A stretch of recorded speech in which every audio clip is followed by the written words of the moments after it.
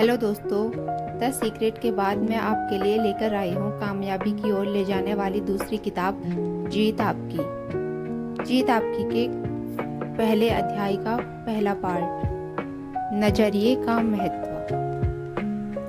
एक आदमी मेले में गुब्बारे बेचकर गुजर बसर करता था। उसके पास लाल, नीले, पीले, हरे और इसके अलावा कई रंगों के गुब्बारे थे। जब उसकी बिक्री कम होने लगती तो वो हीलियम गैस से भरा एक गुब्बारा हवा में उड़ा देता। बच्चे जब उस उड़ते गुब्बारे को देखते तो वैसा ही गुब्बारा पाने के लिए आतुर हो उठते। वे उसके पास गुब्बारे खरीदने के लिए पहुंच जाते और उस आदमी की बिक्री फिर से बढ़ने लगती। उस आदमी की बिक्री जब भी घटती वो उसे बढ़ाने के लिए गुब्बारे उड़ाने का यही तरीका अपनाता।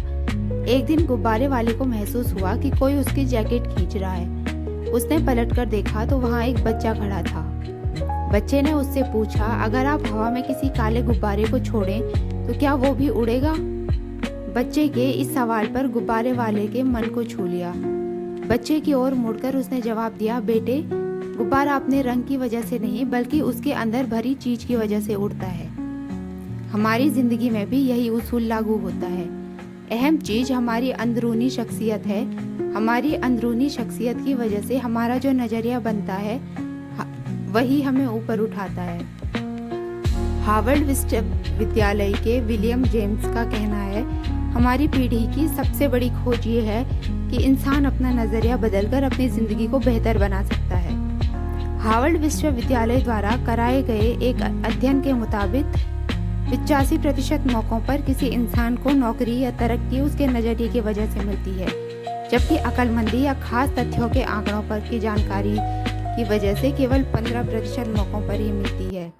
ताज्जुब की बात है कि जिंदगी में कामयाबी दिलाने में तथ्यों और आंकड़ों की केवल 15% हिस्सेदारी होती है, पर शिक्षा की मदद की सारी रकम इन्हीं चीज़ों को पढ़ाने में खर्च की जाती है। जीत आपकी नाम की ये किताब कामयाबी के बाकी 85% के बारे में ही है। अंग्रेजी भाषा में एटीट्यूड यानी नजरिया सबसे महत्वपूर्ण लफ्ज है। ये जिंदगी के हर पहलू पर असर डालता है, यहाँ तक कि आदमी की निजी और व्यावसायिक जिंदगी पर भी। क्या कोई आदमी अच्छे नजरिए के बिना अच्छा अफसर बन सकता है? क्या कोई छात्र अच्छे नजरिए के बिना अच्छा छात्र बन सकता है? क्या माँ बाप, शिक्षक, सेल्समैन, मालिक या कर्मचारी अच्छे नजरिए के बगैर अपना किरदार अच्छी तरह निभा सकते हैं? हमारा क्षेत्र चाहे जो भी हो, कामयाबी की बुनियाद तो नजरिया ही है। अगर कामयाब होने के नजरिए की इतनी अहमियत है तो क्या हमें जिंदगी के बारे में अपने नजरिए की जांच परख करनी चाहिए? और क्या हमें खुद से ये सवाल नहीं करना चाहिए कि हमारा नजरिया हमारे मकसद पर कैसे असर डाल सकता है? हीरों से भरा खेत। हफीज अफ्रीका का एक किसान था। वो अपनी जिंदगी से खुश और संतुष्ट था। हफीज इसलिए खुश था कि वो संतुष्ट था। वो संतुष्ट इसलिए था क्योंकि वो खुश था। एक दिन एक अक्लमंद आदमी उसके पास आया। उसने हफीज को हीरों के महत्व और उनसे जुड़ी ताकत के बारे में बताया। उसने हफीज से कहा, अगर तुम्हारे पास अंगूठे जितना भी बड़ा हीरा हो तो तुम पूरा शहर खरीद सकते हो, और अगर तुम्हारे पास मुट्ठी जितना बड़ा हीरा हो तो तुम अपने लिए शायद पूरा देश ही खरीद लो। वो अक्लमंद आदमी इतना कहकर चला गया। उस रात हफीज सो नहीं सका। वो असंतुष्ट हो चुका था, इसलिए उसकी खुशी भी खत्म हो चुकी थी। दूसरे दिन सुबह होते ही हफीज ने अपने खेतों को बेचने और अपने परिवार की देखभाल का इंतजाम किया और हीरे खोजने के लिए रवाना हो गया। वो हीरों की खोज में पूरे अफ्रीका में भटकता रहा पर उन्हें नहीं पा सका। उसने उन्हें यूरोप में भी ढूंढा पर वे उसे वहां भी नहीं मिले।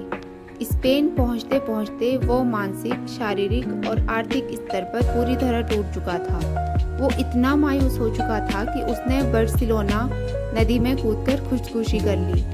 इधर जिस आदमी ने हफीज के खेत खरीदे थे वो एक दिन उन खेतों से होकर बहने वाले नाले में अपने ऊँटों को पानी पिला रहा था। तभी सुबह के वक्त उग रहे सूरज की किरणें नाले की दूसरी ओर पड़े एक पत्थर पर पड़ी और वो इंद्रधनुष की तरह जगमगा उठा। ये सोचकर कि वह पत्थर उसकी बैठक में अच्छा दिखेगा, उसने उसे उठाकर अपनी बैठक में सजा दिया। उसी दोपहर में हफीज के हीरों के बारे में बताने वाला आदमी खेतों के इस नए मालिक के पास आया। उसने उस जगमगाते हुए पत्थर को देखकर पूछ लिया, क्या हफीज लौट आया? नए मालिक ने जवाब दिया, नहीं। लेकिन आपने ये सवाल क्यों पूछा? अक्लमंद आदमी ने जवाब दिया, क्योंकि ये हीरा है, मैं उन्हें देखते ही पहचान जाता हूँ। नए मालिक ने कहा, नहीं, ये तो महज एक पत्थर है, मैंने इसे नाले के पास से उठाया है। आइए मैं आपको दिखाता हूँ, वहाँ पर ऐसे बहुत सारे पत्थर पड़े हुए हैं। उन्होंने वहाँ से नमूने के तौर पर बहुत सारे पत्थर उठाए और उन्हें जांचने परखने के लिए भेज दिया। वे पत्थर हीरे ही साबित हुए।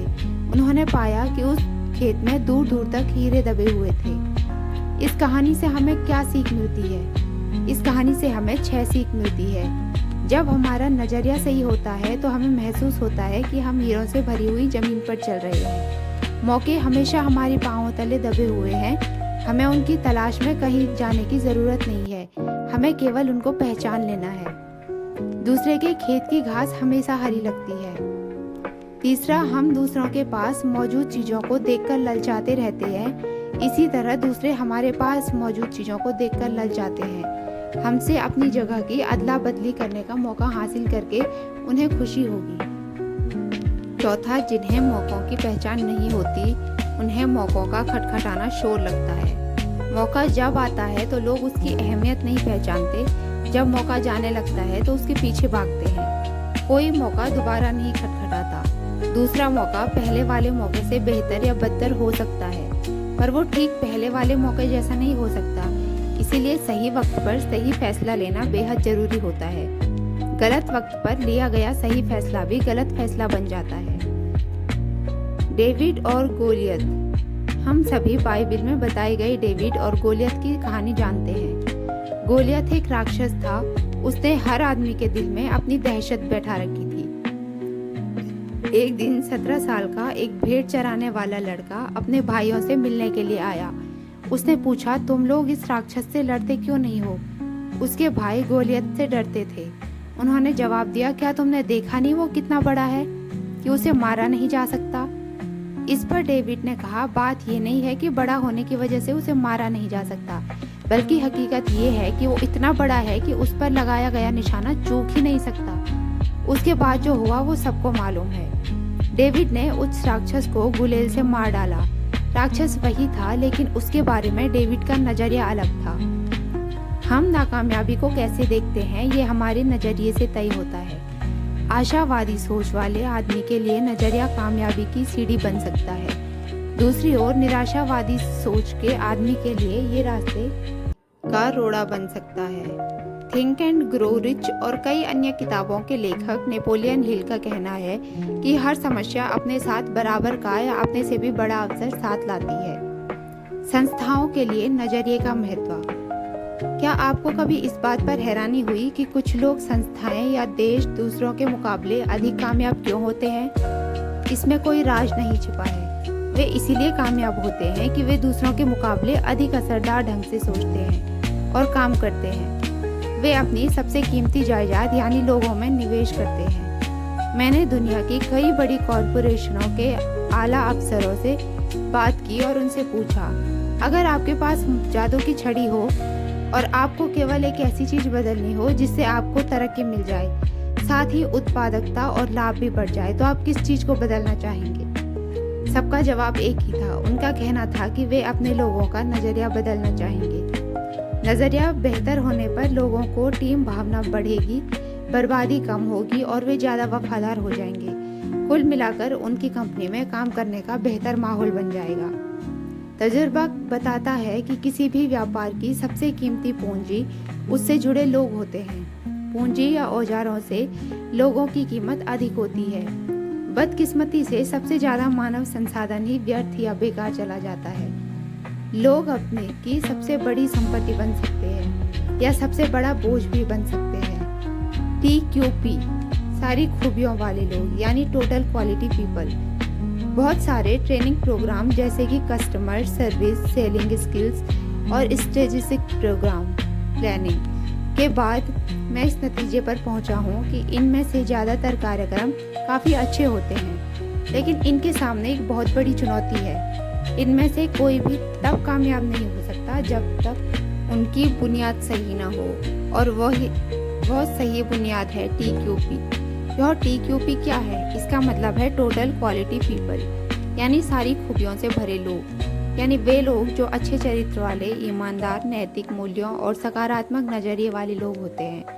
मुझे गलत न समझें, आपको दूसरे सारे प्रोग्रामों की ज़रूरत है, लेकिन वे तभी सफल होंगे जब आपकी नींव सही होगी, और वो नींव है TQP। उदाहरण के तौर पर कुछ ग्राहक सेवा कार्यक्रमों में हिस्सेदारी करने वालों को प्लीज़ या थैंक यू कहना, मुस्कुराना और हाथ मिलाना सिखाया जाता है।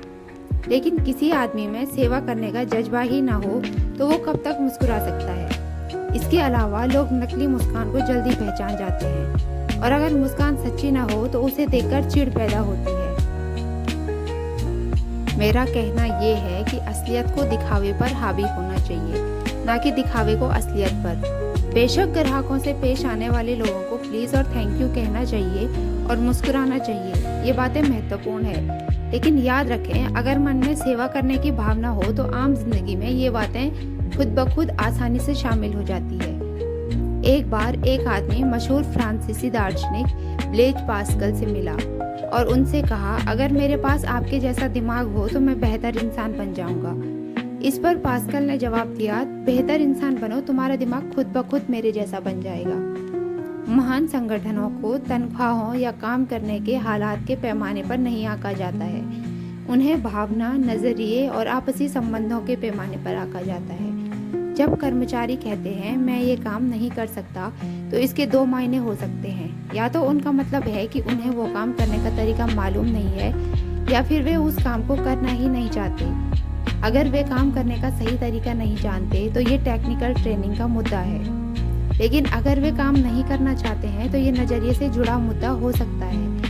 उन्हें उस काम की परवाह नहीं है, या नैतिकता का मुद्दा हो सकता है। वे मानते हैं कि उन्हें वो काम नहीं करना चाहिए। दोस्तों, उम्मीद है आपको ये वीडियो अच्छा लगा होगा। जीत आपकी के आगे के वीडियोस देखने के लिए चैनल को सब्सक्राइब करें।